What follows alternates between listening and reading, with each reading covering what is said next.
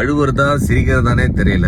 இவ்வளவுதான் நம்ம படிச்சு உலக அறிவுன்னு நினைச்சாலும் ஒருத்தன் சப்பையா ஆன்லைன்ல ஒரு வாட்ஸ்அப் மெசேஜ்ல 15,000 ரூபாய் என்கிட்ட இருந்து ஆட்டையை போட்டாங்க. இந்த கதையை சொல்றேன் கேளுங்க. உங்களுக்கும் பயனுள்ளதா இருக்கும். உங்க நண்பர்களோட இதை ஷேர் பண்ணுங்க.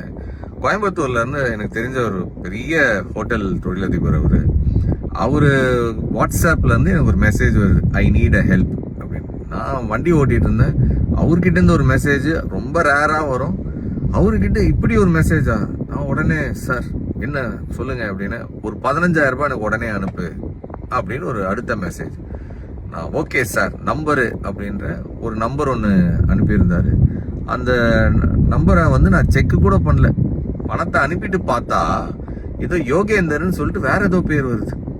அப்போதான் எனக்கு டவுட் வருது, சார் நம்பர் இல்லாம வேற ஏதோ நம்பருக்கு அனுப்ப சொல்றாருன்னா ஒருவேளை இது ஸ்கேமா இருக்குமோன்னு நினைக்கிறதுக்குள்ள பணம் போச்சு.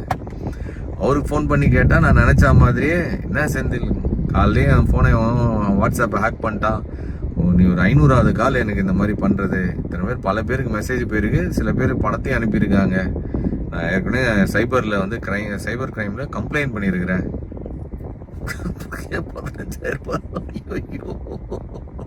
எவ்வளோ ஒருத்தன் குறுகுல பூந்து ஆட்டையை போட்டு போயிட்டானே. நெக்ஸ்ட் டைம் யாராச்சும் உங்ககிட்ட இந்த மாதிரி வாட்ஸ்அப்ல இருந்து பணம் கேட்குறாங்க அப்படின்னா தயவு செஞ்சு கன்ஃபார்ம் பண்ணாம யாருக்கும் இந்த மாதிரி டக்குன்னு எடுத்து ஒரு எமோஷ்னல்ல யோசிக்காம அனுப்பி விட்றாதீங்க.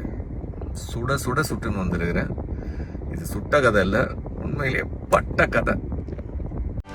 செய்திகளை உடனுக்குடனும் துல்லியமாகவும் தெரிந்து கொள்ள சப்ஸ்கிரைப் பண்ணுங்க.